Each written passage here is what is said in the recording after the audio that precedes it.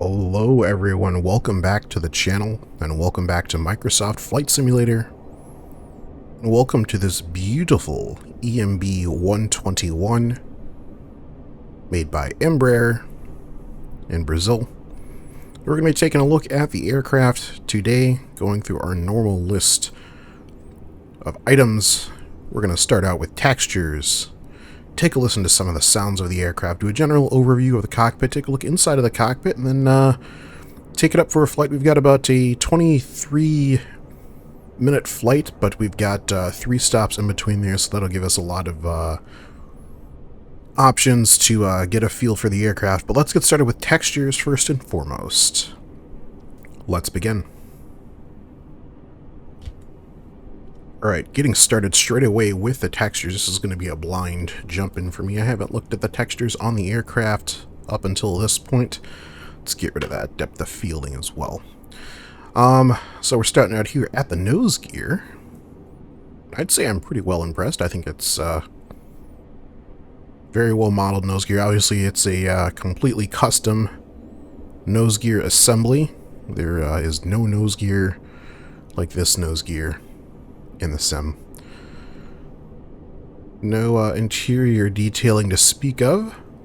These doors here in the front do not actuate, because they don't actuate on the real aircraft also, so it's pretty well modeled. A little bit of a blending issue. We're not going to talk about the livery. Obviously, that's something we can change relatively easily. But the actual modeling on the latches for the baggage doors are a little bit lackluster. Similar deal with the blending on what I'm assuming is a vent of some kind. Also, the depth is just really not there.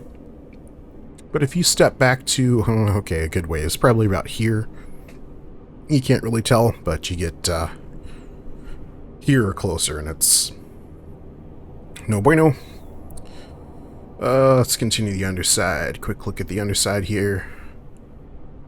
I'm not familiar with the antenna configuration. I'm assuming that's a VHF in the very rear, and then, I don't know, maybe an ADF antenna there. Visually, nicely modeled beacon. We'll take a look at lighting in just a bit. Looking at our right-hand main, there's a weird artifact thing going on around the tire there. I don't know, there.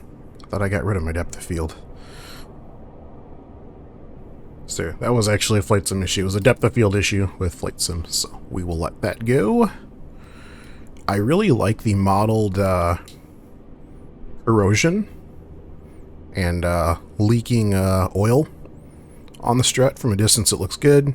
Same deal as with the oh, it looks a little bit better actually than the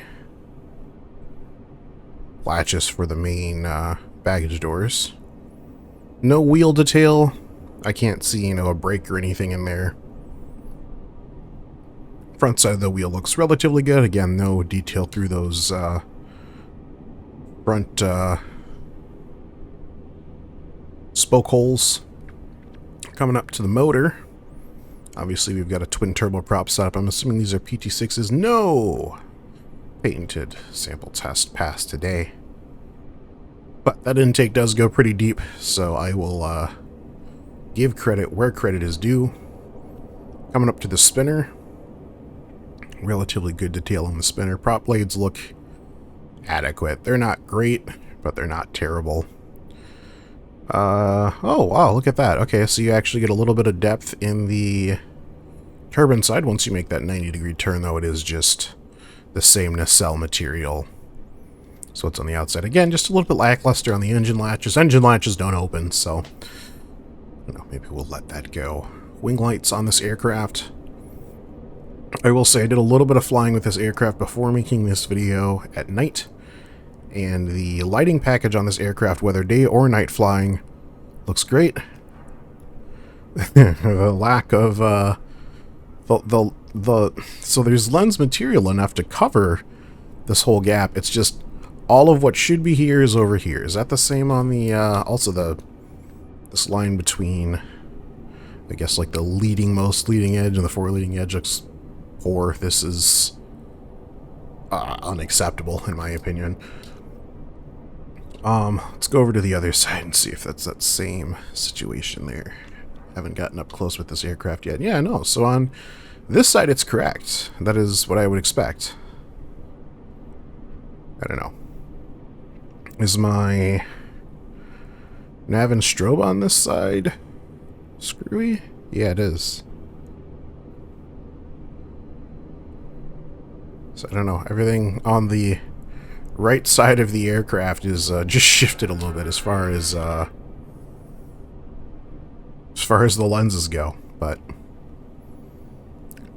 I think we can look past that. You get good ways away and you can't really see it, but it's definitely there.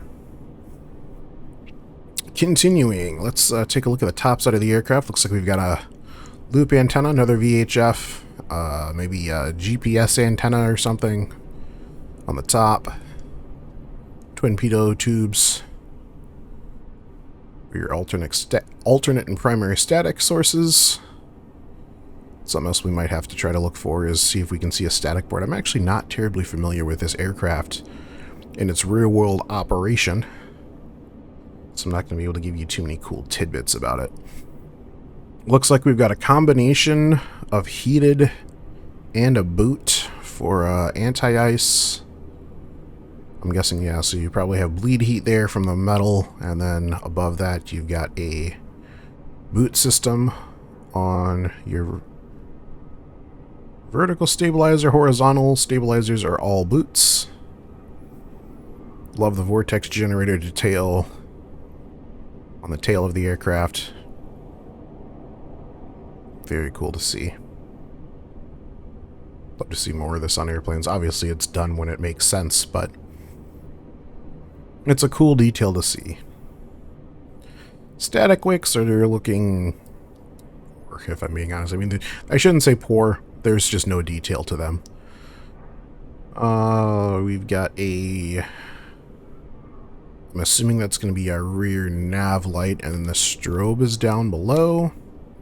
And then we've got a beacon on top here as well. Again, nicely modeled. Reflections are, I think they're okay. You know, Flight Sim and a lot of aircraft in Flight Sim have a tendency to overshine aircraft. The reality is a lot of working airplanes do not get polished. They do not get shine, so they lose a lot of their shine.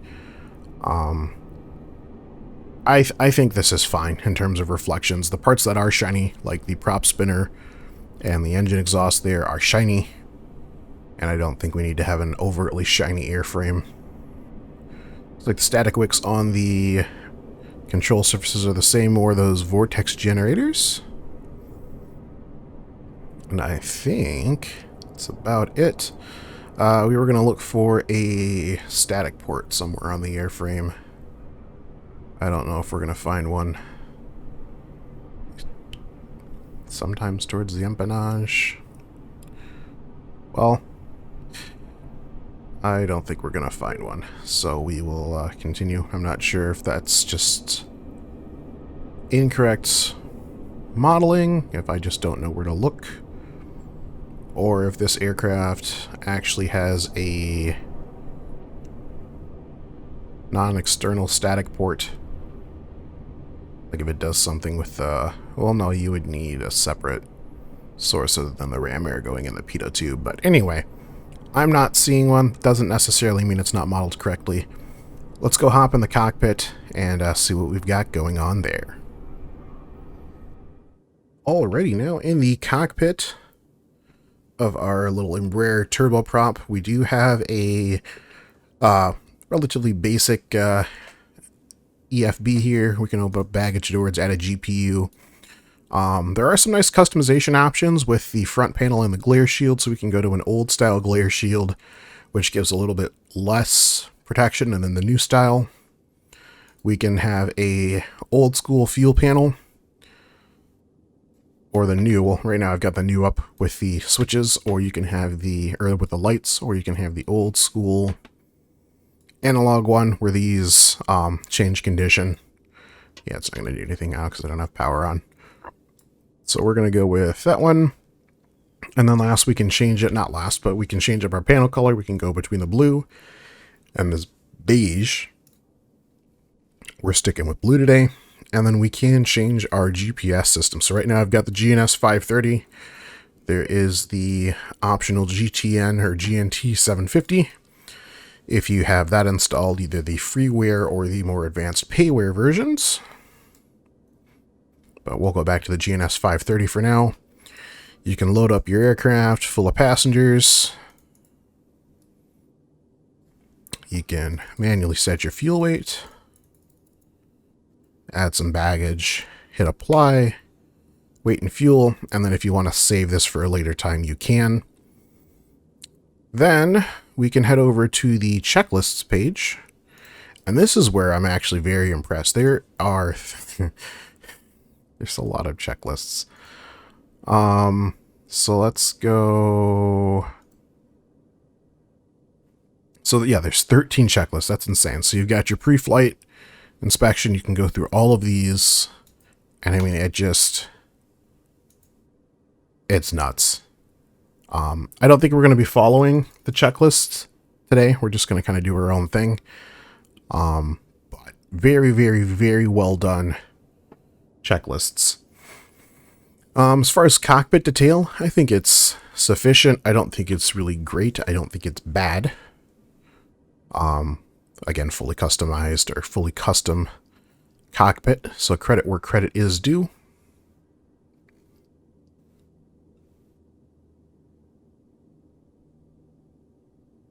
I think it's looking relatively okay. A little bit of excess shine on some of the options, but overall it is a very, very, very nice cockpit. Quick glance at the overhead panel here. So, like I said, I don't think you're going to be winning any awards for like the most immersive panel or front area, but moving back into the cabin area. In fact, let's turn on some external power here.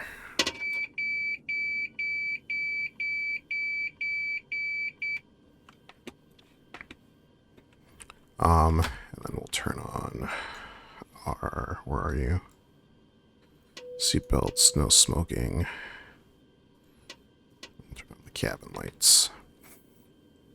So you can see we've got our overhead lighting and then our additional side lighting. We can open and close all of the sunshades. We can lower and raise all of the different seat spots. So if you were sitting in this chair here, you'd have a view, I would assume, something kind of like this. You can see your no smoking, fastened seat belts. All of your seating is outline 1A, 1 Bravo. So I think it's a pretty good spot. As you add and remove, in fact, we can go through that now that we've got power on the plane. So as you add and remove baggage, actually, the front area and the rear area will change. So apply weight and fuel. Then if we truck going back here, boom, we're empty. And it's the same case outside. Our nose baggage area is empty. And then as I add baggage, we're not going to go to the back. You already saw that. You can see baggage gets added.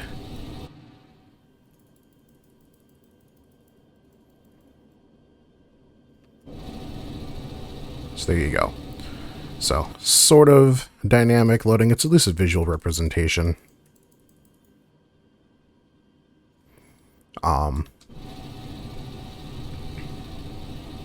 Proprietary GPU. Love to see it plugs into what looks to be a correct GPU position for this aircraft. These look like Pratt & Whitney PT6As. I say that only just based off of the exhaust port. The nacelles look almost one-to-one off of a King Air. And on the King Airs, your GPU, well, on the 90s, and I think, I can't talk for the 350s, but on the A90, your GPU position is actually right here under the wing. That probably was moved because I've unplugged a GPU from right here under their wing while this engine is running, and even at low idle, let me tell you, it is one of the most unpleasant experiences you can ever have. Anyway, let's turn me down, turn up the sim, and take a listen to some of the sounds in the cockpit.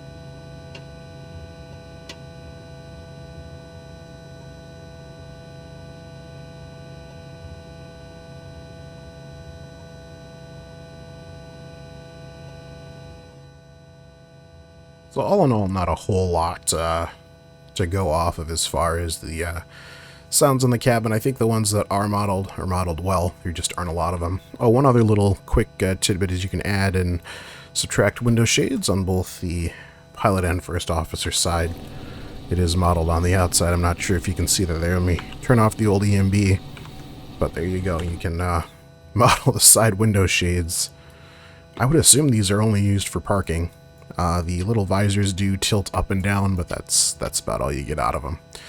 Okay, so let's run through a startup. So we have closed the baggage doors, closed the main door, chocks are in place, GPU is on.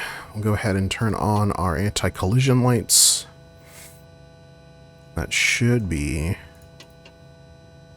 everything. Generators in the off condition. We're going to want the IRs on for now. Battery temps in the green. Get our AC converter going. And I think we're good to start. So, startup is going to be your normal turboprop startup. We're going to set our props to max RPM. Hit our start switch, and once we're at about 20% rotation, maybe just a little bit before, we're going to add fuel to the idle cutoff, and that should start our aircraft. So let's do that. Beacons on, nav's on, and once we're started up, we'll take a look at the external lighting, I promise. Okay, we're going to start engine number 1 first, because that'll let the guy on the GPU take the power off. So we're going to move this guy to the start condition. Monitor rotation. There's 10.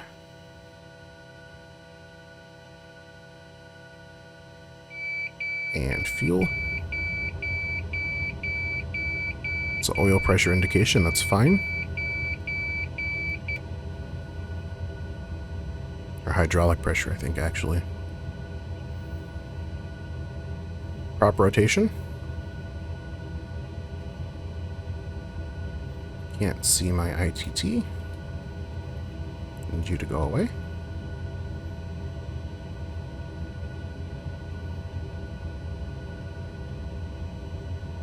So we're good there. That looks like a successful light off. We're idling just below 60%. So we will turn on the number 1 generator. Now on Genny power, let's go to the battery.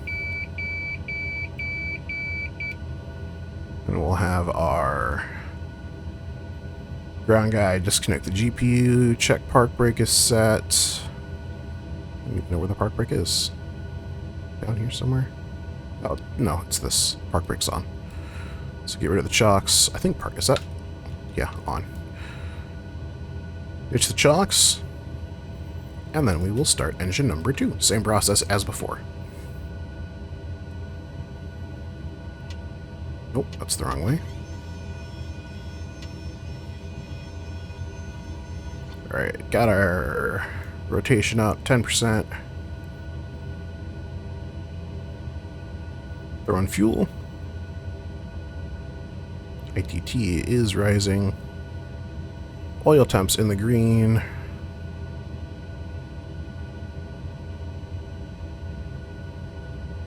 Engine's accelerating. ITT still good. Alright, and that looks like a successful startup on 2. We'll turn on number 2 generator. And that is our startup done. We'll turn on our avionics.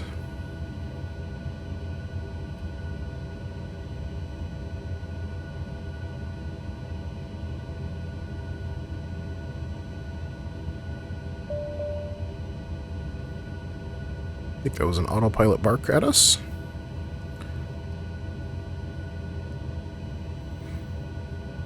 Waiting for this little enter guy to show up, because I'd like that to be running while we move on to our next segment, but maybe not. We'll background to that. There it is.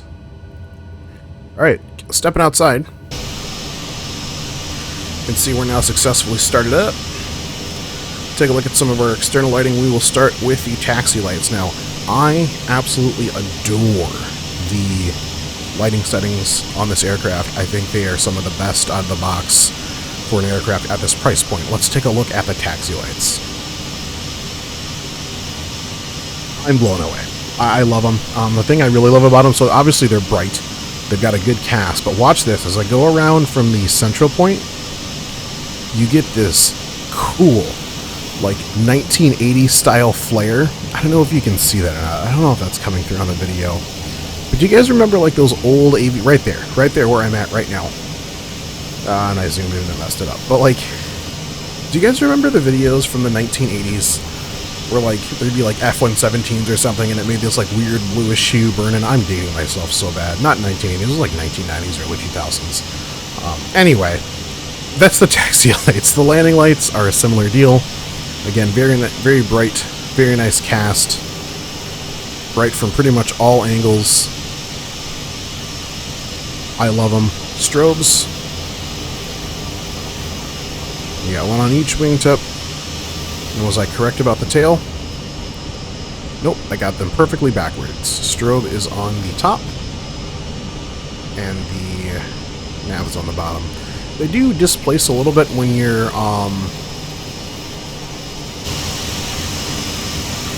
they do displace when you're out on the, at a distance, but as you get a little bit closer, they, just kidding, I'm lying. That's abysmal. So, like, from here, this looks perfect. Then you come out to here, and then you get an actual emitter. Where are you? I saw you before. There you are.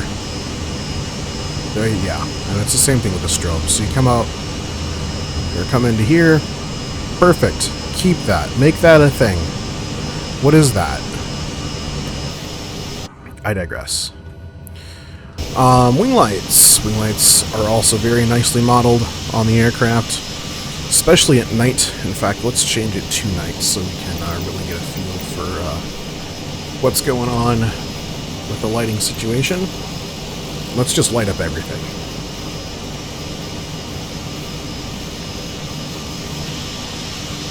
I mean, the amount of light you can throw off of this airplane is, especially for its size, is so cool to me. Really cool thing to me, if you go into the cockpit, you can actually see there's light shown from the wing lights that actually hits the ailerons. How cool is that? I don't know. I love weird stuff like that. But anyway, we will go back to daytime and then get underway with our normal takeoff procedures. Okay, and with our GPS now set, we are ready to exit out here. Let's get flaps into the takeoff position, check our troll, check our trim. It's going to go slight nose up. There's actually probably a proper setup for this. Let's see here. Fuel's nicely balanced. Mains are on now for the fuel pumps. Set the transponder to on. We should be good to taxi. I'm going to move our cockpit position up just a little bit so I got a better idea of how we're doing on our taxi. Maybe I'll move us back a little bit too. Yeah, that looks good there. Alright, taxi lights on, park brake off. We're going to come out here to the left. So we have an ever so slightly favorable wind from the east. So we'll be taking off into the east today. It's very interesting. So you think of aircraft like the King Air and that have so much torque even at ground idle that they can just taxi under idle power. This aircraft is not one of those. It 100% will not move unless you add some taxi power. And then once you're moving, you can kind of reduce the power back. But as you're starting out, you definitely have to move those throttles up a bit. So, anyway, short taxi down to the end of the runway here. I will catch back up with you guys once we are ready to take off our first stop of the day. Alrighty, and we are running up to our threshold. There's a little bit more runway down there, but oh no, there's actually not. It's a displaced threshold, so this is more than enough runway to get the aircraft in the air as it is. There's that slight easterly wind I had mentioned before. Let's go engines to flight. Step on the park brake here real quick. And we're going to set our altimeter to altitude repeating. It's done via a switch, not a rotary dial. Set our radar to 5 nautical miles. Fuel pumps are set. Landing lights, strobe lights set. So we're going to do the takeoff a little bit different today. We are going to run up the engines from the outside so you can hear that acceleration. It sounds pretty good in my opinion. And then once we're just starting on the roll here, we will head back inside for a proper takeoff. So let's hop out. Park brake coming off.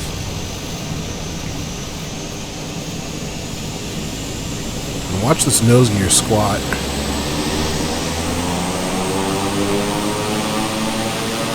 Sounds like it's about 80% off the brakes, and rest of the power can come out. Back inside. Watching our temps and our torque. Both are in the green. Prop RPM at governor.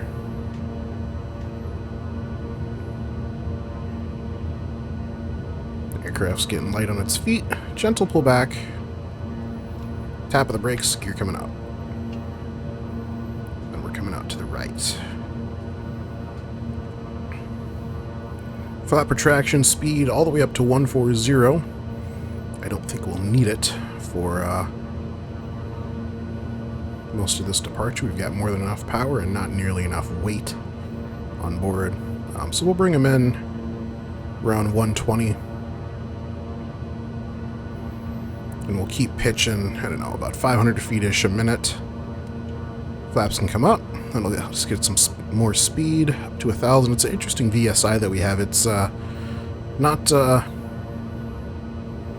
I guess it is actually nicely rolled out. So the 500 and 1,000, but there's only 500 feet to go between those versus 1,000 per the other ones. So let's try out the autopilot. We're going to do a vertical speed of 1,000 knots on the climb out. Nav hold is engaged.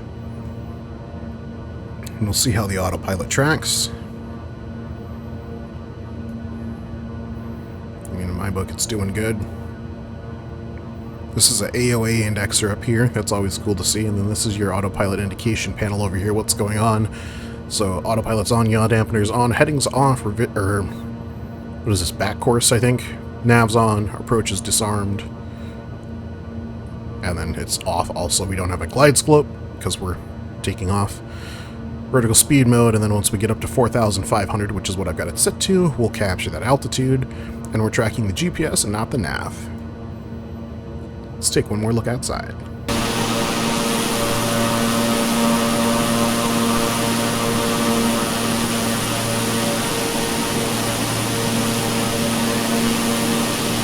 Alright, well, clear danger here. Our ITTs are getting hot, so let's turn off those inertial separators. See if that brings things back down. Maybe reduce power a little bit too.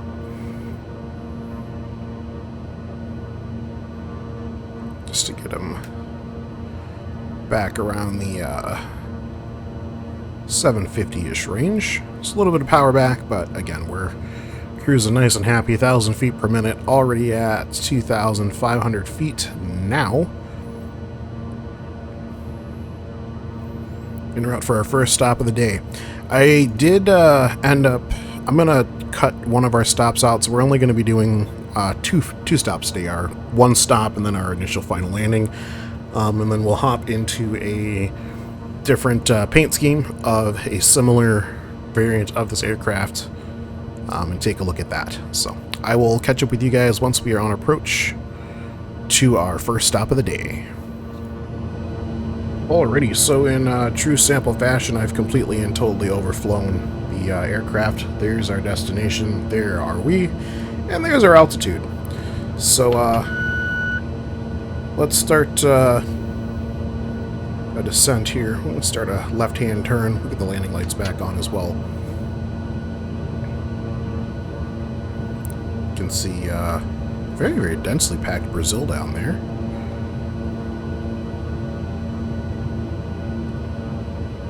Looks like it's just one runway. Throw on that first notch of flaps. Seatbelt sign already on. Field in sight. And since we're not flying with radios today, we're gonna do a quick overfly of the field to see what's going on as far as winds and that are concerned.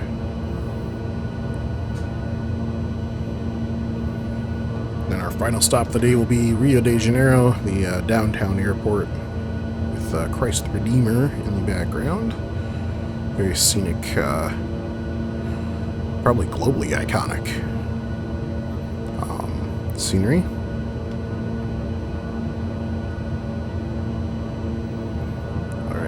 Wind coming down. There's the windsock, so it's a very, very, very slight wind in the direction that we're turning, so we're going to come back out right.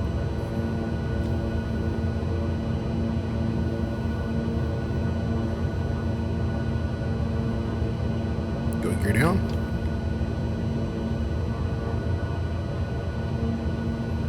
What are our flap speeds? 120 for flaps. Landing gear is 180, so we're well within 180. And we're technically within our second flap arc too, so we'll dump that as well.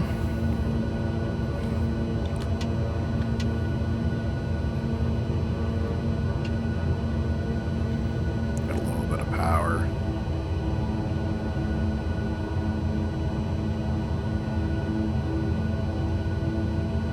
But this is an interesting approach. Got a caution light. Autopilot off. That's good.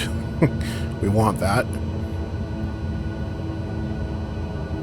We'll land long because we're going for what looks to be an FBO way the heck down there. There's an F-22 on the ramp as well.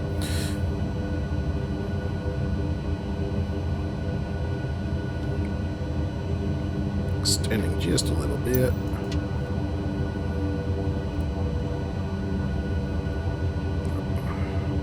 Extend a little more.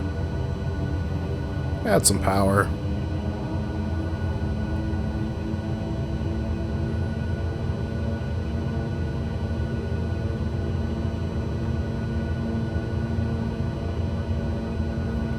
Start our gentle wind corrections. Looks like we're heading for runway 08 today. There are vehicles on the runway. They knew what they were signing up for. Alright, cut power. Try to get a little bit closer to that touchdown zone. We are going to land a little bit long, like I said, just because we've got he's U-turning. U-turning on the runway. Dead. There's the mains. Ride it out for a little bit. Not going to use beta, just because we've got so far to coast down there. Engine's coming back to the idle. Oh, nope. I think they flamed. Did they flame? Indication. RPM is spinning to 0. Alright, I'll be back in a minute when we're ready to depart. That's embarrassing. That's so embarrassing. So, flight sim crashed. Shocker, I know. Also, I was, I was recording on this screen, which is a lower frame rate and doesn't look as good as this.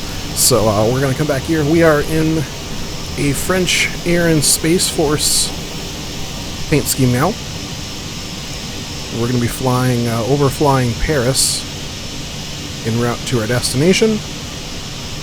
So we'll go ahead, dump the park brake, turn on the taxi and landing lights, and we'll do a power back here. Sir, I need you to move. Okay, just walk through my wing. That's fine. A lot of power to get the aircraft moving backwards.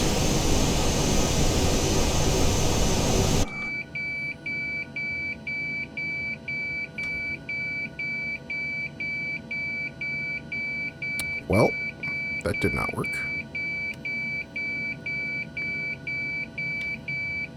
AC. I can do that. I can do that. I shouldn't really need it right now, but whatever.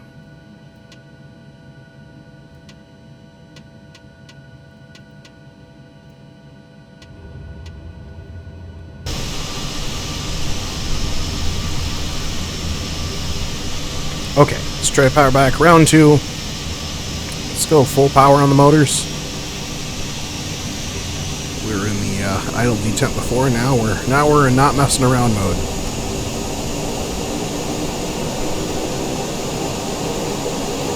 There we go. I was gonna say this aircraft can power back because I did it before.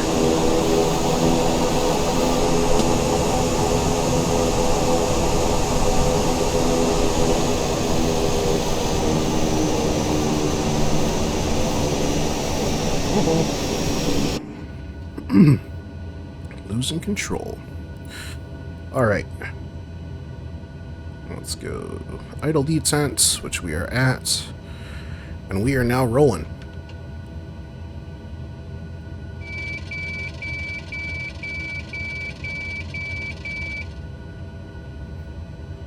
Catch up with the guys on the threshold.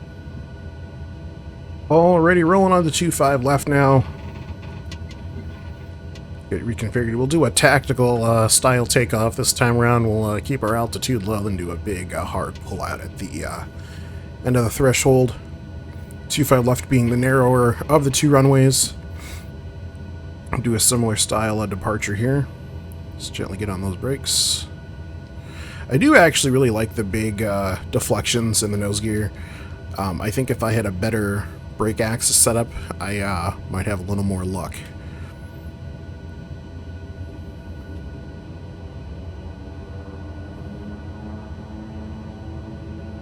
Alright, 80% off the brakes and power to 100. ITT in the green, torque in the green. A little bit of a crosswind today. Oh, breezy crosswind today. Matter, we shall endure. Aircraft's getting light on its feet. Not light enough. Tap the brakes.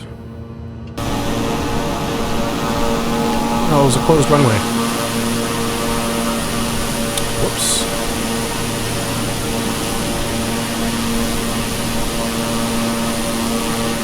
Oh well, we took it anyway. Yeah, there was really no winning. A slight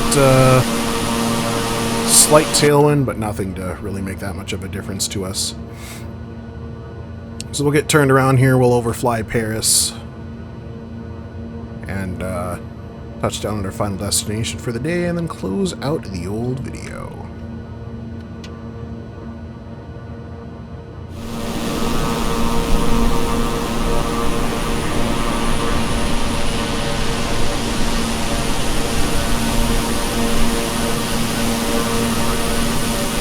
Alrighty, let's get set up here for our approach. We're going to turn right heading 070, start an initial descent down to 1500 feet. Landing lights can come on, and we'll throw on the moon lights too for ambiance. There is our destination airport, just below us there. So go ahead and pull back power. And let's check our speeds again. So takeoff configs 150, landing gear come down 180. So there's 150, we'll go flaps in the takeoff configuration, ditch the autopilot.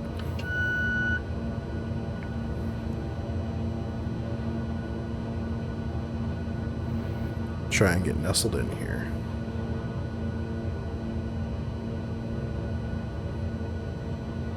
Just like before, in Brazil, we will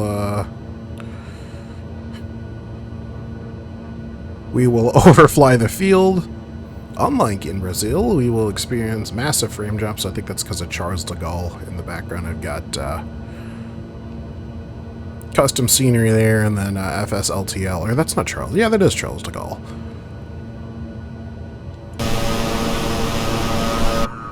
Speed check 120. We're now in our FE range. Let's go gear down. We'll add that second notch flaps.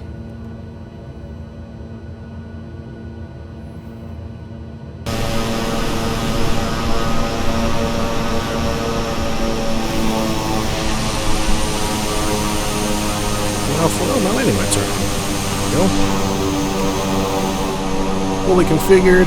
See if we can get a visual on a windsock. See what down here. It's pointing straight ahead. Cool, so let's break out right.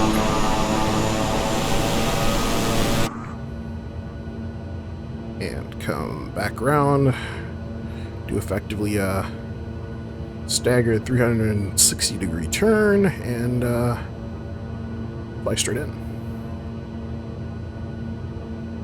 This time around we will do a max performance stop. We'll go full beta and apply heavy braking. See how quickly we can pull up in the Embraer.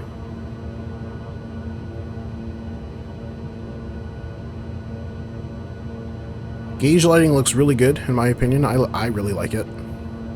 What do you guys think? Tighten up a bit. Bring power back, and we're going to nose down a little more.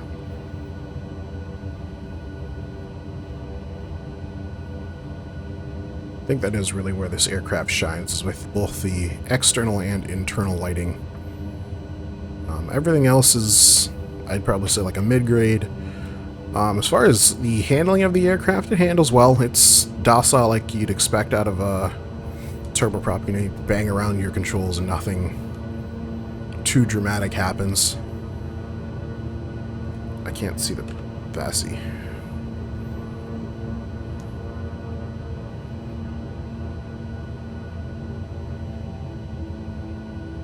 Check winds. Winds are slight cross. Down just after the touchdown zone. Ready on beta. Ready on brakes. Right of center line. Please touchdown. Mains, brakes on, beta. I mean, look at that.